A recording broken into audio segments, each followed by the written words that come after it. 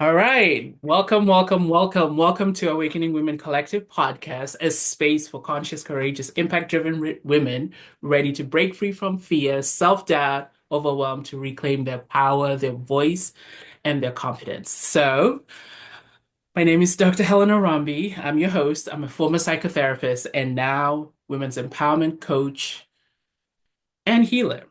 And today we have a very special guest, which I'm just so excited to have you on the show, Abby. So let me give you a little bit of an introduction of who Abby is. So Abby is one of these women who is really a radiant example of what it means to rise from the ashes. Like, like the phoenix rising, that is who Abby is, to reclaim the authorship of her own life. So she is a trauma-informed coach. She's a speaker. She's a powerful cycle breaker. She's walked through fire, addiction, complex childhood trauma.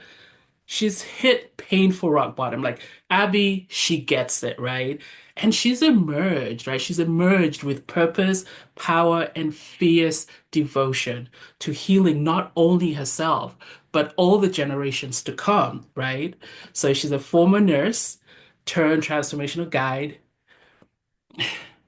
Abby is the woman. She is that embodiment of what happens when a woman stops digging, right, and starts rising. She's a mom, she's a truth teller, and she is a space holder for women navigating deep healing and courageous self-reclamation, right? Does that sound about like you, Abby? Yes, I am so honored. Thank you so much, Helen. Yes, it just, what a journey. Yeah, What a journey it has been. yeah. So in your own words, introduce yourself, tell us what you do in the world. Yeah. Um, And also tell us where women can find you, because I want people to be able to find you. So tell us. Absolutely, absolutely. So yes, like you so brilliantly amplified and shared, I am a mother first and foremost. I'm also a wife. I have four children, six and Ooh. under. One girl, three boys. They are just my everything.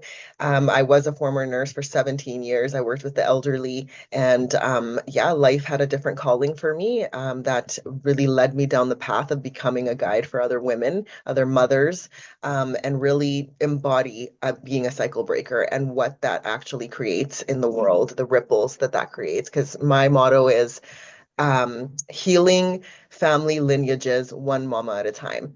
And it's powerful and it's so it just encompasses what the work that I do because I come from long lineages of trauma, addiction, poverty, war, all of those things. And up until me, that's what I carried in my bloodline, from my mother to my grandmother and on both sides. And so yeah, I'm just really, really honored to be on this mission to be able to help other women, and it just fills my soul. Would I have known that this would have been my path, maybe even 10 years ago? Yeah. Absolutely not. So it sounds like you surprised even yourself.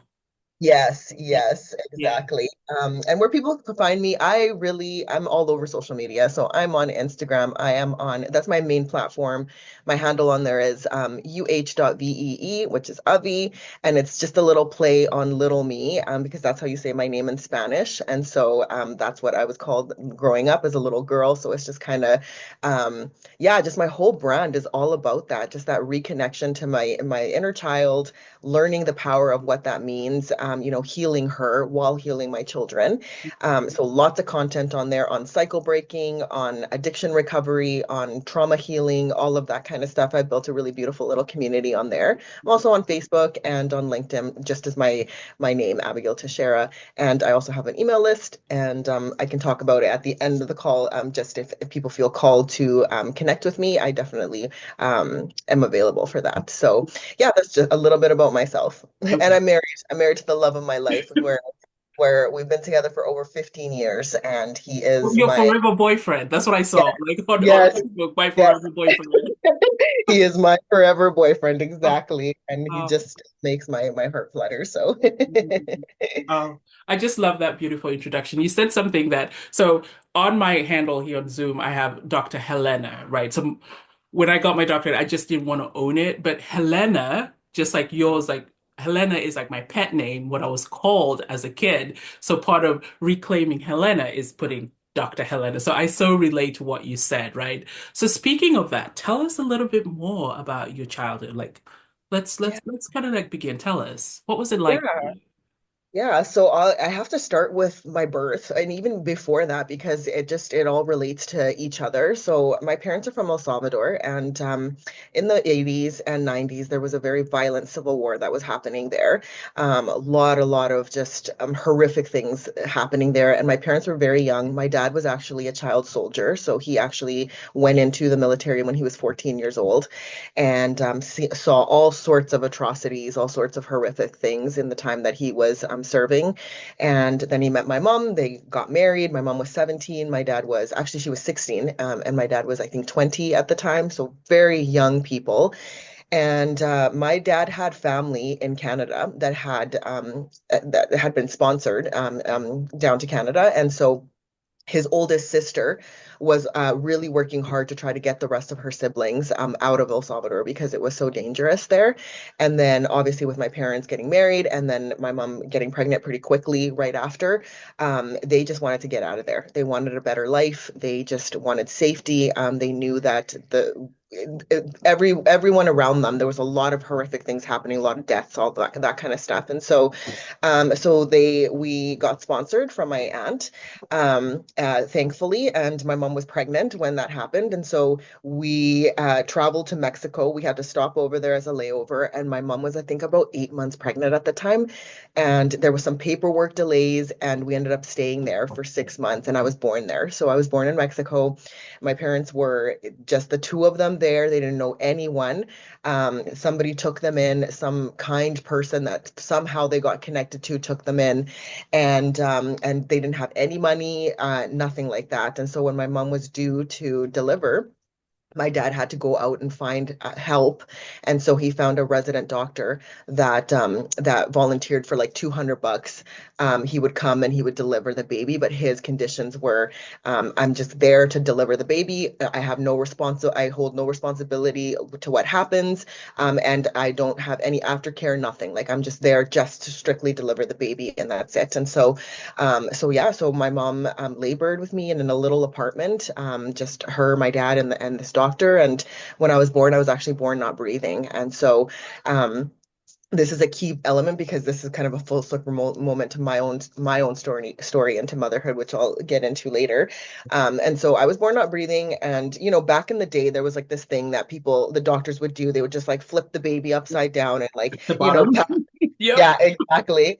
And so somehow I came to, and then once, like, I started crying, he just handed me over to my dad, and he was like, "Okay, I need the money." And then my dad gave him the money, and he left. And my mom was hemorrhaging on the bed, right immediately after birth. And so my dad was panicking. He has this fresh baby. His wife is like hemorrhaging on the bed. He goes like in the neighbors, because it was like an apartment complex. He goes into the neighborhood and asks like who can help me. And so this older woman that lived in the apartment complex came and helped my mom. And she eventually came to. They had to put like a bottle of rubbing alcohol on her head for her to like come to. And so she came to, and it was just craziness. From the moment I entered into this world, it was just traumatic, like very traumatic, very intense. And so yeah, so we were there. We made it through. My dad had to work very, very hard to like provide for milk and things like that. There's even a story where my mom wanted so badly newborn pictures of me, and he went and he donated blood to get money so that he can pay for like one little slide of pictures of his new baby daughter, basically, which I still have to this day. I still have those pictures. And so we were there, they did all the paperwork, and then eventually we landed in Canada. And so when we landed in Canada, that's where our life kind of began. And yeah, it was intense. Like shortly after I was born, about a year and a half later, my other sister was born, my second sister, and then 7 years later, my youngest sister was born. And all throughout that time, it started to become discovered that my dad actually was an alcoholic. And so Well, just um a second though, right? I mean, like when I hear the story, like where he came from, he was a child soldier. I mean, I'm from Uganda. Child soldiers is just a common thing, right? And so that horrific trauma that he went through, it makes sense that he was an alcoholic, right? Exactly. Yeah. Exactly, exactly. And the stories that have been told, because like, as a child, I was super, super curious and I used to always want to know, like I wanted to know what it was like and like all these stories of my parents and stuff. And this is where I say like the generational trauma and the patterns and the cycles just get repeated because my dad actually lost his dad when he was around 14 years old, my grandfather. He was murdered. And they never found his body. And so my dad had this deep traumatic loss of his father. Yeah. And the way he was taught to deal with it was alcohol. At 14 years old, he went to his uncle's, in this young boy deeply in pain, searching for answers, and they just gave him a bottle and they said, "This is what will fix it," This is your medicine. Yeah. Yeah, and so he began to drink at age 14 and obviously at the time when he met my mom he was very much like still very involved in the military, all of that kind of stuff, and he put on a really good front. She had no idea of like, the pain and the trauma, and she had her own pain and trauma. She Right. lost my grandmother as well, or my grandfather as well when she was 9 years old. My grandmother had six kids. I think my youngest auntie was like 2 years old when my grandfather passed away. So my mom was the oldest daughter. At 9 years old, she had to go and work downtown. She became a maid at a wealthy person's home at 9 years old. Wow. Like that's the context of like, the background that I come from, right? And Right. the It's a lot of surviving, right? Like really working so hard just to survive. Exactly, exactly. So, like you said, like when we came to Canada, they're foreign. They had my dad's side of the family. Some of them were already there, like they had aunt and things like that. But my mom had nobody. She had to leave her mom, her siblings, everybody that she knew, everything that she knew, and now she was with these two young children.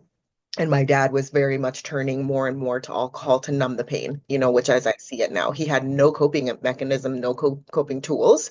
So that's what he was taught. And so that's what he did. And so, unfortunately, because of that, my sisters and I grew up in a lot of violence and chaos. He very much was a man, very much in pain, very much broken. And, we witnessed a lot of things growing up that we shouldn't have witnessed as young children. And because of that, I experienced abuse in all forms, not just from him, from other family members, Right. that were supposed to take care of me. But when you're in this kind of chaotic environment and all this kind of behavior is normalized, a child is not safe in that kind of environment. There's nobody that could help me. And my mom was probably, it's interesting now, and this actually dawned on me recently, Right. because I asked her questions about our childhood, and she's like, I don't remember. Yeah. She's like, I don't remember. And I honestly now know that she was probably disassociated most of the time, for her That's own how you survival. cope. That's how you cope. Exactly, exactly. She Yeah. dissociated and just was moving through the motions while all the chaos and trauma was happening around us, Mhm. right? And so yeah, so lots of violence, lots of alcohol, lots of late nights, scary things happening, jail, like just all sorts of crazy, chaotic upbringing. And so that was my growing up, and How I did was, you cope then? yeah, exactly. So Yeah, the, tell us the like so furthest, like I mean just like hearing yeah, your story, like I feel for you, right? I feel for you. Like that's a lot for any little human to yeah. be holding. And if there's somebody out there, like right, if there's somebody out there going through that, like what would you say before we go to how you cope? Like what would you say? Oh, I've done journaling on this before of like, what would I say to my little me, Yeah, and what have I said to her? The biggest thing that I would say to her is that first of all, you're not alone. It might feel like you're alone and that nobody gets it, but trust me, you're not the only one. I'm sorry that this has happened to you. It's not your fault. I think those would be the key things that I would just really want her to know because all along growing up, I thought it was my fault. I right. thought that I was the only one, Yeah, because with children, as you know, we internalize things when we don't right. have answers and adults don't take responsibility for the things that are happening to them and around them, then we start making meaning that there's something wrong with me. Exactly. Right. And so Yeah, I had this inherent feeling growing up that of loneliness, isolation, and that I really was unique, that there was nobody that could understand my pain. Nobody had gone through anything. Not to mention culturally, right. we are very much discouraged from speaking about what happens in the Right. You home. don't And air your dirty laundry in public. Totally get exactly. that. Yeah. Exactly, exactly. Mhm. So those are the things that I would say to her. And that's what I reinforce that message in a lot of my content because still to this day, I know there are so many trauma survivors that feel they are the only ones and that there's something inherently wrong with them, Yeah. that this stuff happened to them, Yeah. and so yeah, Well, does that answer your question?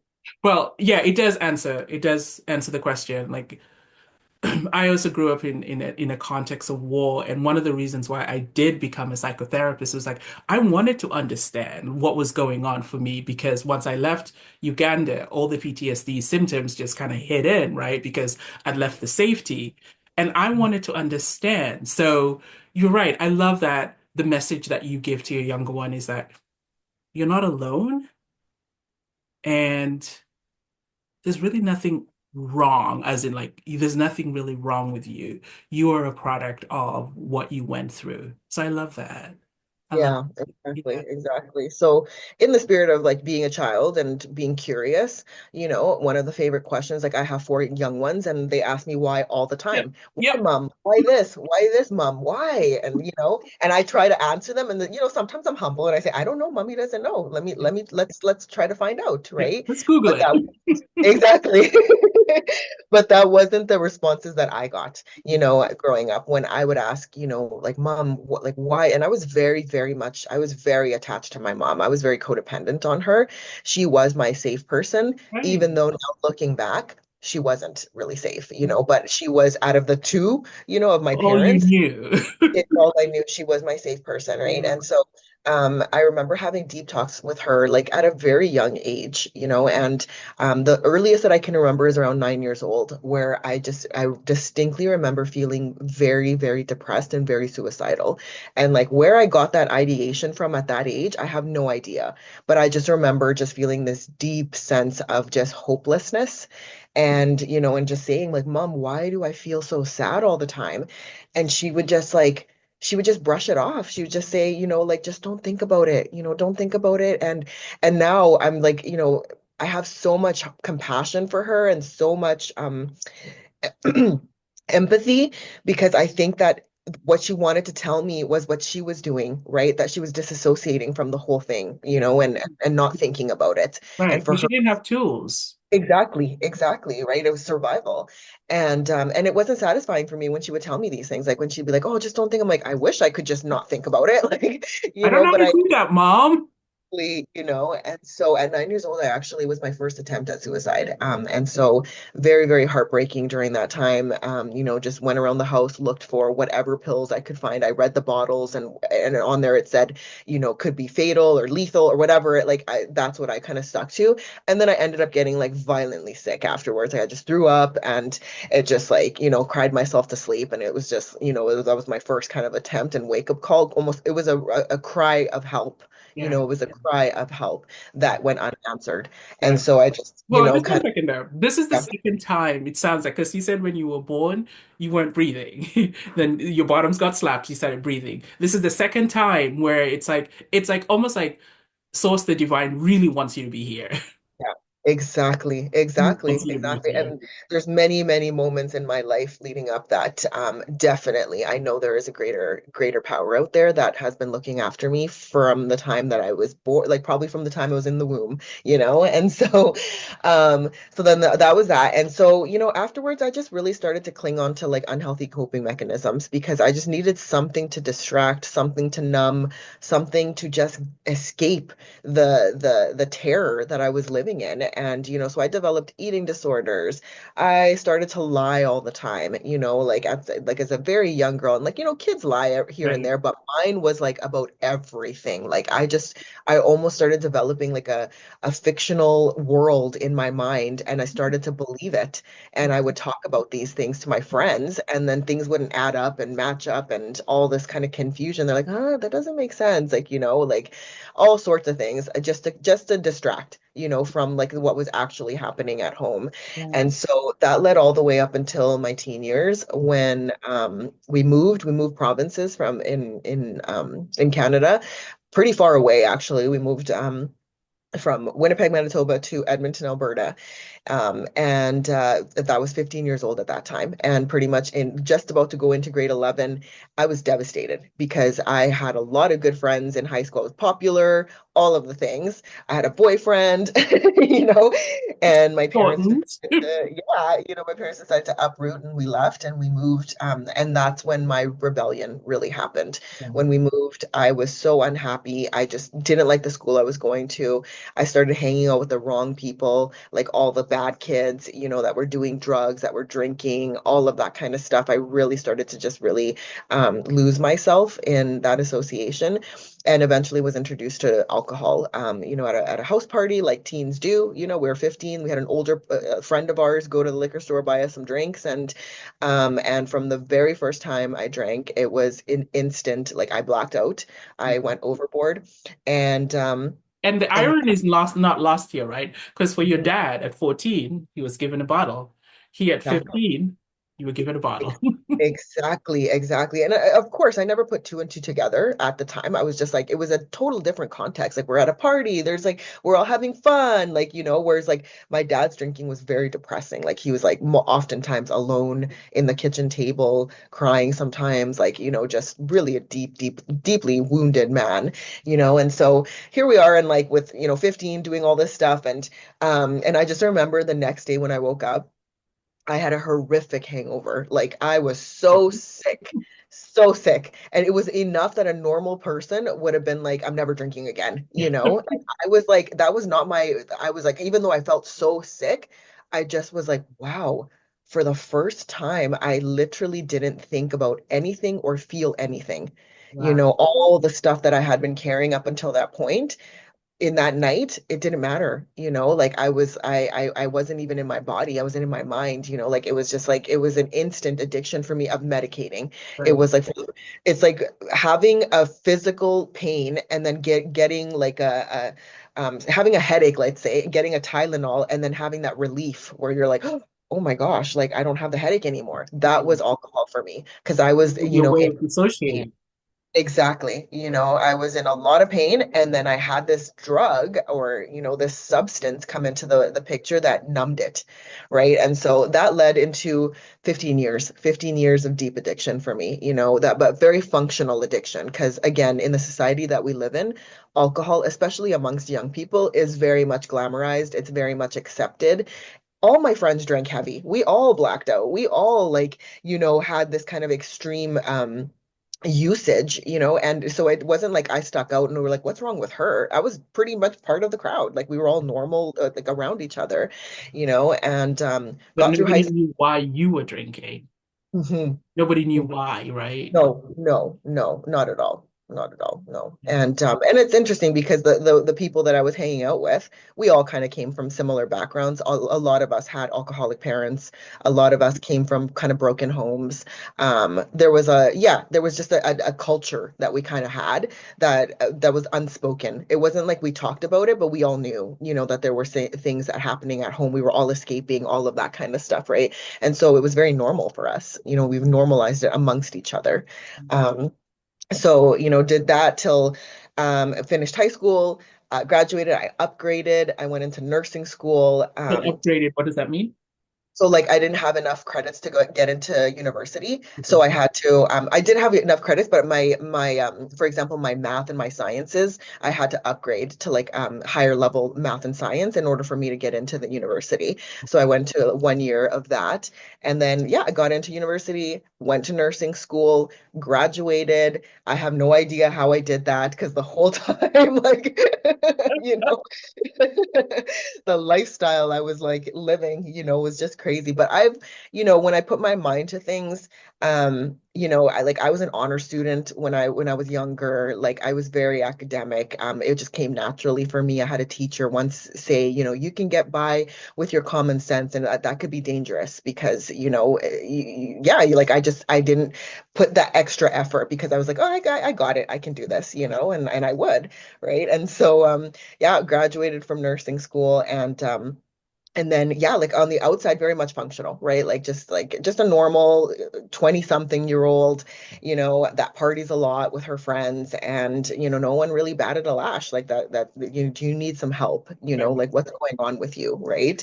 good. And along the way, there were a few times once when I was 15, I think I was 16 actually, at a house party. Once again, I attempted suicide. I locked myself in the bathroom and I like cut myself and I had to like go to the ER. They called the ambulance. Once again, nobody really sat down and was like, "Are you okay? Like, why did you do that?" It was just like, they called my mom. My mom came to pick me up from the hospital and she was upset Didn't with ask me. any questions? No, Well, she was upset with me. She's like, "What?" It wasn't even like she was asking, "Why would you do this?" But not in a way to like understand. Like it was more like the shame I brought upon, my family, And I remember actually, I'll talk about this experience because it was very pivotal for me because when I was in the hospital, I came to because they gave me like charcoal so that I like, would sober me up. yeah. And there was a nurse that came into the hospital room and she was like she basically belittled me and like she was like talking down to me and was like she's like what a shame, like look at you, you're so young and so pretty and here you are in the middle of the night and like like drunk and like was like badgering me. And I remember like I was just like so confused, but at the same time I felt validated. I was like, I am bad, like I am a screw up, I am a mess up, you're right, For you. and so she walked away, and I remember digging my face into the pillow and just crying. And I was just like, I just felt so worthless, so worthless. And I was like, this person, like, like basically talked down to me in that way, right? And so, and I just remember just feeling just like deep pain around that and shame and all of the things, right?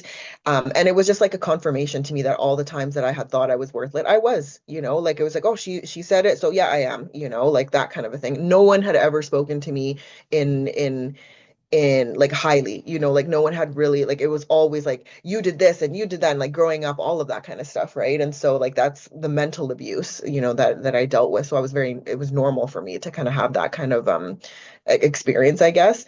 So that happened and then and then the third time was in my 20s, in my early 20s when I once again, and these all each time were a cry for help. They Yeah, really of were. course. Yeah. Did I really want to die? I don't think so, but I wanted something. I wanted some sort of attention, and this is the only way that I got attention. And even then, it was very minimized. Like it was very minimized. It wasn't like there wasn't a big deal that was made out of it. It was just kind of like, oh, here she goes again, kind of thing, and it was just like I didn't know how to ask for help. I didn't know how to say, I'm hurting. I'm in so much pain that this is what I'm thinking of, and no one ever It had the wasn't question. modeled for you. It No, really wasn't no. modeled. Exactly, exactly. So, yeah, so that led me into my early adulthood. Once again, still very much in that lifestyle. And then I met my partner. Probably in my mid, I think I was 23 when I met him.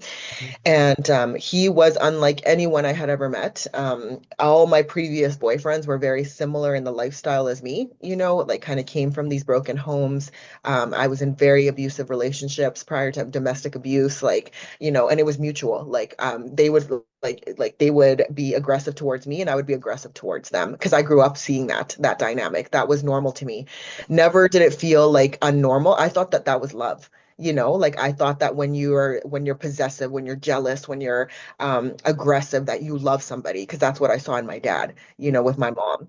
And so, it was very normalized to me to have these kind of relationships. And then I meet my now husband, and he comes from a good Catholic home, like um, he was not of that lifestyle. He's 7 years older than me as well, so he was like a little bit more mature. He was professional, all of the, he was just an incredible person. And How did you meet? Because yeah. that sounds like the first angel that came to your life, right? How did you meet?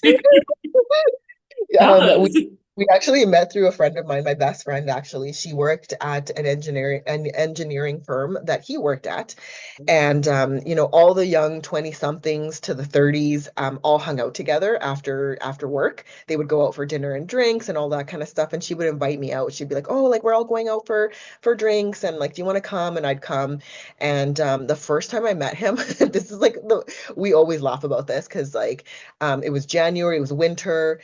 We were going to like some sort of show, some live event, and he was there. And it was my first time ever seeing him. And he was like, I didn't know, but he had just come back from vacation from Mexico. So he was like super, super tanned, like super, super tanned. And he was wearing this like white, like track jacket with like a Brazilian thing on the back. He's Portuguese. And I was like, who is this person? Like, like I was like, because he just stood out. Like, and Yeah. he has this like really beautiful magnetic energy about him. And I was honestly, I think I was a little bit intimidated by him. I didn't know it then, but I was intimidated by his presence, and he was also very like just very very grounded, right? Like I was used to like, jokingly, but I was used to guys kind of falling all over me, like like chasing me and all that kind of stuff. And he was like, "Oh, nice to meet you." He was just very like grounded and just very calm. And I was like, "Oh, who is this?" He's so full of himself and like, you know. I love that. And then he says that, he thought I was snobby because he was like, he's trying to make conversation with me, and I was just kind of like, giving him one word answers and things like that. And so we saw each other multiple times for within the next 6 months at these gatherings and all that kind of stuff. And we would, small chat and all that kind of stuff until right around his birthday in June. We were at a mutual friend's house party, and then we really really clicked that night. We just like started talking. Of course, both of us had had some drinks and all that kind of stuff. And then he drove me home because everybody like crashed at this party. We all like slept over there. And then in the morning he drove me home, and I gave him my phone number, and I was like, give me a call sometime if you want to hang out. And he was like, okay. And then he didn't call me.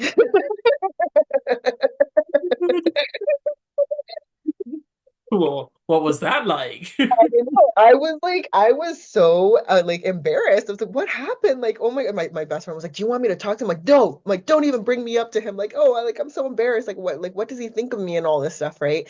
And like now knowing how he was just really shy. Like he was shy to like, he was not like that type of guy that just, he's just not that type of guy that like with girls and all that kind of stuff. And so so I saw him a couple weeks later. It was his birthday and we were all in the same place. And he comes up to me and he's like, "Hey, how are you doing?" He's like, "It's my birthday today." I was like, "Oh, happy birthday." And I You just told me. and then afterwards, like we went outside and I was like, "What happened? Like you didn't call me." And then he's like, "I'm so sorry." He's like, "I'm really shy. Like, like I didn't know how like what to say to you and all this stuff." And I'm like, I took it as an like I thought maybe I did something or said something. Like, I thought we had a good connection and all this stuff. And he just, he apologized and then I was like, "Well, you have my number now, so you will see if you call." And then he called. He called and he invited me out for dinner. And then from that day forward, we were inseparable. Like we literally um things moved very quickly with us. We would see each other every single day. And then we moved in together probably, I want to say August, September, October, about 3 months into our relationship, we moved in together. And then we got married a year and a half later and yeah, started our life, and during that time, Wait, well, hang things, on. How did yes. you adjust to this? Because this wasn't normal for you. So how did you adjust to that? Like to the relationship. Yeah, because you were used to the chaos and all of that, Yes. right? But Yeah. this is a grounded, solid guy. How did Yes. you adjust?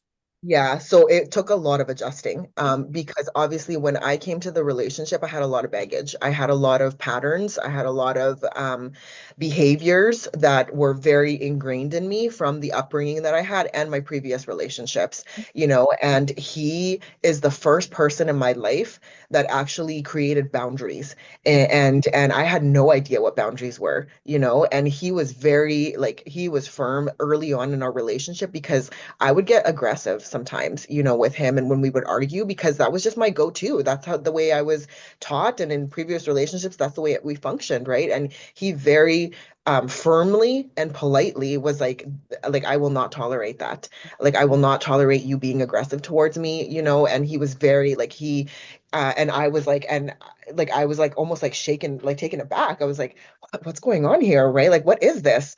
Like I'd never known boundaries before, and he's like, I love you. He's like, he would like say all these like kind things to me. He's like, but I will not accept abuse, basically, right? And I was like, what? Like I just like I was so like rattled by this, but I also very much respected him and I very much loved him. And I knew that I was like, okay, like if like I need something needs to happen here. Like I need to change my behavior. Right. And I did. I actually like, it took a lot of work, a lot of patience, but I started to change my behavior around him, with like the way I things used to be, and I started noticing that when you love somebody and you respect them, you don't treat them this way, and I was like, and I started to see the contrast between having this healthy relationship and the very unhealthy relationships that I had come from, Yeah. right? And so he helped me through a lot during that time. And mind you, I was still very much drinking. Yeah, I that's was what I still was gonna ask you next. Like, yeah, yeah, I was still how very did much he in that handle that? lifestyle. Yeah, I was still very much in that lifestyle. And like I said, like because of, societal norms, the way I drank, like, yes, it was excessive, but again, everyone around me was drinking that same way. Like when we'd go on vacations and parties and holidays and all that kind of stuff, all inclusives, all the young people were like, like drinking heavy and blacked out and all that kind of stuff, right? And so, there was times when I would start like divulge to him and share, some about my upbringing. And he started to have a lot of like just deep compassion towards me, and but he didn't fully understand. Like he didn't put two and two together that it's because, she's had this kind of upbringing that now she's using alcohol as a crutch kind of thing, right? But he knew that I drank a little too much and Yeah. he didn't like it, but he also kind of gave me space because he didn't understand it. He didn't understand, how it works, that kind of a thing. And so Judge, shame you, any of that. no, he wouldn't. No, he wouldn't. And towards the end, because I quit drinking at 29, so we were already together, him and I, for I want to say like maybe about 5, 6 years already at that time. And yeah, so I gave up alcohol at 29 because I got in trouble with the law for the second time. So I ended up in jail. Or I missed that part in my early 20s after nursing school. I got an impaired driving charge for the first time. And at the time, it was a bump on the road. I was just like, oh, it was inconvenient, this and that. I didn't really like say like, hey, wait a minute, like what's going on with me? No, I was just kind of like, oh, whatever, it just happened. And then years later, when I was in trouble with the law, it was a totally different context for me at that time. At that time, I started to really realize and accept that I had a problem, that there was a problem that I was, and that it wasn't even just the alcohol, there was something deeper, right? Like I just started to really understand that. And I also started to feel like the lifestyle that I was living and the path that I was moving towards was very dangerous, very dangerous. They say that alcohol or addiction leads you to one of three places, right? Jail, institution, or death. And I'd already done the two, I'm close to the third, and so I really felt like I was playing with fire and that it was time for me to own up and face whatever was happening. And so I made that decision that I was going to quit. That was the first thing that I thought of. I was like, I'm going to quit drinking. And I don't know what that's going to look like. I don't know how that's going to happen. I just know that I just can't go on like this anymore. And he was my number one supporter in that transition for me. Yeah. And what was that moment for you when you were like, okay, no more, no more bottle? Yeah. Like I said, I woke up the next morning after, spending the night in jail, getting driven by a taxi home. And my husband was actually in Brazil at the time. He was at the World Cup, and he was on vacation and, and having like an amazing time. We used to travel a ton, him and I, and we'd take solo trips and we'd take trips together, all that kind of stuff. And I called him, or he called me, we FaceTimed, and I told him what happened. He was like, he was devastated. He was devastated. He was like, I'm taking the first flight out. I'm gonna come and see. I'm like, no, you don't need to. I'm like, I'm gonna take care of it. You enjoy yourself. I also had 3 trips coming up back to back, like at that time, like in a couple of weeks, I was gonna be flying off to Spain, Miami, and Vegas. I had like 3 back-to-back trips planned coming up here, right? And so like it was just crazy. But I just remember I told him, I was like, I just cried to him on the phone and I said, I need help. I said, I finally said, I need help and I don't know what to do.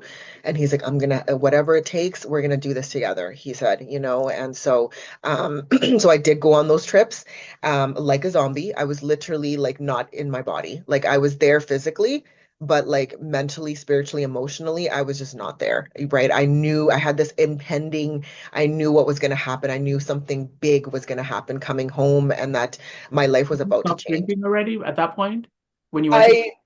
I I did, but I didn't. Like, like I was aware now. Now I was aware, that this was a problem. So I looked at it differently, and I was also just much more, yeah, like I was very aware now. It was like now I suddenly took off my rose-colored glasses and the world was clear and I knew that this was a serious problem for me.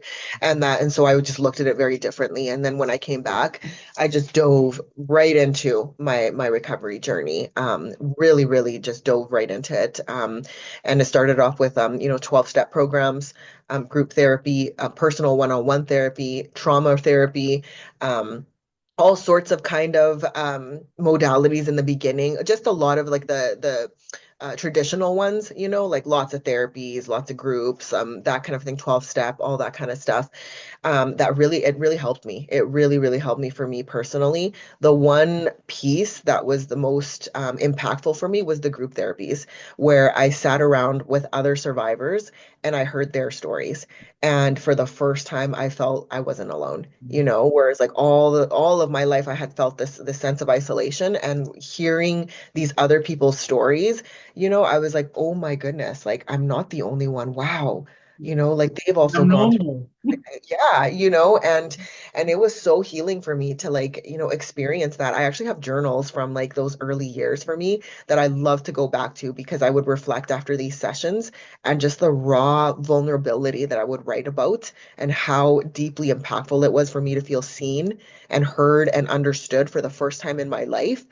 It's why I do what I do now. Like it planted seeds in me, seeing a facilitator being able to like lead and guide a group in a safe way where we're all healing, even though we have these horrific backgrounds, and I was like, wow, I want to do that one day, like and it was just an idea. I was like, oh, I want to do that one day, but I didn't like, implement anything or anything like that. I was just like, wow, like that is But you so put the seed out there, right? You put the seed yes, out there. Yeah. And then, exactly. and real quick, I'm kind of looking at the time. Like, I know Yeah. you have a hard stop. So, could you just, if somebody is going through the experience that you did, you kind of touched on your healing journey, where would you suggest they start? I think first and foremost is making the decision. Like we can't do anything until we make the decision and we actually come to accept that there is a problem, right? And then finding somebody that you trust, that loves you unconditionally and reaching out for help. Reaching out for help. Even and if you don't have a person like that, there are resources and there are tools and support. We just have to look for them, right? Unfortunately, it is a journey of kind of like a treasure hunt. Like that's what I would consider, like actually, this is perfect because, um, where I'm at now in my life, I feel like I have this incredible, beautiful treasure box, where I open it up and there's all these tools in there, that I have accumulated and I picked up along the way. And it's literally been a treasure hunt for me, and now as a guide, I have this beautiful box and these tools that I have like, amassed and all that kind of stuff. I can turn around and now help others so that they don't have to go on this treasure hunt, that they don't have to Well, like it's go. rare. Yeah, exactly. Yeah. And I didn't have that. I had to genuinely do the work myself. Like I had to go out there, I had to like hunt and ask questions and be curious. And people would be like, "Have you tried this?" And I was like, "No, I haven't." Like, write it down. Let me see. Let me go try this. Like, "Oh, have you tried this?" Or like, "Have you heard of this modality?" I remember one of the first modalities actually that I learned about was mindfulness and meditation. Never ever had done anything like that, and I went into a workshop and they introduced John Kabat-Zinn. He was like one of the founders of mindfulness. And I was so intrigued by this. Like it just really resonated with me. And I started doing that, early on in my journey of recovery, like, just doing meditations with myself, learning to feel safe with my own thoughts, learning to feel safe in my body, like little baby steps like that, where I started to like pick up on these like different things that were very helpful for me, right? And things that I had never ever known about, but because I was listening, I was curious and I was willing, that I was able to like then, try things out and then pick up these beautiful tools along the way that now that I say that there's nothing in my life that could happen that I couldn't handle, where I'm at right now, with the tools and the resources and the supports that I have, I feel very, very rooted and very supported and held, and which is so important. Well, as I'm hearing, the word that comes up, because like even just listening to your story, I know we could only do so much. And of course, I'm definitely going to have you back. But the word that comes up as I hear you is like you're a force of nature, right? You feel like a force of nature. Even when you were going for your healing, like you went all in. And he's like, I'm doing whatever it takes. Mhm, And mhm. Abby is the woman you want to work with. She's got that whole toolkit. Life is a box of chocolate. You have a lot of them. Yeah. You're a force of nature, and it is such an honor. It's such an honor. So I know you need to leave pretty soon, but Abby, what is a message? What is your closing message? What do you want to say? If you could just say anything, what would you, for now, right? Because you're coming back because we didn't finish. Yes, absolutely. Absolutely. I think for that portion of my life, and who I was back then. And if anyone relates to kind of being like any part of my story, being a survivor, I think my biggest thing is just not to give up, that there is hope. I am a testament, I am an example of what it looks like to heal and come out on the other side. And I'm not special. I'm not, no, like we're all humans. We all have that potential, right? Well, And what so is the superpower? Though? You have some superpowers. oh, for sure. Absolutely. I think what resilience, number one, my vulnerability is definitely one of my biggest superpowers now. What used to keep me trapped and chained in shame and secrecy is now my superpower, right? Like all the things that I used to run away from and hide and drink to death, all that kind of stuff. I speak about those things now. So they have no more power and control over me. And in fact, I use them as like a catalyst, as a fire, Yep. to move forward. And so I like my message is always overarching that there is hope, that no matter what you've been through, the darkness, the dark times, that there is hope and that you can recover. We do recover and we can actually live an incredible life when we recover. The trauma, it still lives inside of me. I'm still healing. I will forever be healing, but, I'm certainly not where I used to be. And now I'm creating a new pathway for my children and their children that, this I'm healing the seven generations behind me and the seven in front of me, and then I'm gonna prepare my children so that they can do this work as well, beyond me. How are you doing that? I want to end with that. How are you preparing your children? You told me some beautiful stories. Like, how are you preparing the future generation?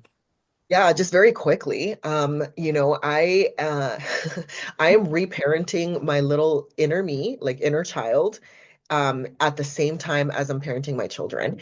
And I am very much I vocalize everything to them, right? Like in our home, all emotions are welcome. There are no bad emotions, and I give names to them. Like if I'm overwhelmed, if I'm frustrated, I will say, "Mummy's overwhelmed right now. I'm gonna take a moment. I'm gonna walk outside to have some fresh air. Mummy's frustrated right now, because I'm asking you to do this." And like, I'm just and because I'm not perfect, because none of us are perfect, and when I do have slip ups, I'm the first to repair. I am the first to go to their eye level. I will look at them and I'll say, I'm sorry that mommy spoke to you that way. It's not okay. For you don't deserve to be treated that way. You don't deserve to be spoken that way. And I'm trying very hard. I'm trying very hard not to do that again. And I'm sorry. Do you forgive me? And of course my children always say, yes, mommy, yes. And like I'll hug them, and show them affection. So like just really, really modeling it, to them, like modeling to them what it looks like, to regulate your emotions, to name them, not fear them, not to shut them down, all of that kind of stuff. And I'll end off with this story because I know I shared it with you and you really enjoyed it. I was That's the one I was hoping you would tell. yeah, my daughter was having some sort of like her and her brother, like they're a year and a half apart. They're like basically twins, and they're very close, and they were fighting over something, and she when she gets frustrated, she likes to pinch her brothers, right? And of course they don't like that. It hurts, and they don't like Nobody that, and so does. you know and so the other night, because I lay down with her, me and my husband take turns, like sometimes he'll lay with the boys and I'll lay with her, and then vice versa. And so this night was me and her in bed. She likes to snuggle, and we'll read a book and we'll talk and stuff like that. And then we started talking about what had happened with her brother, and I said, so what happens, what goes on that you feel that you need to hurt your brothers? And she's like, well, sometimes they come and they take my markers and they wreck them, and just kid things. And she's like, and I don't like it. I don't like it that they do this. And I'm like, so does that make you feel like you want to hurt them? He's like, yeah. She's like, yeah. And I'm like, okay, so what are some things that you think that you can do?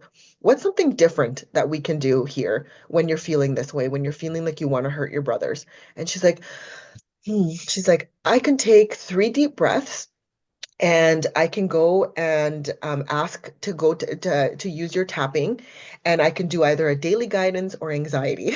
And she's only how old? She's 6. Yeah.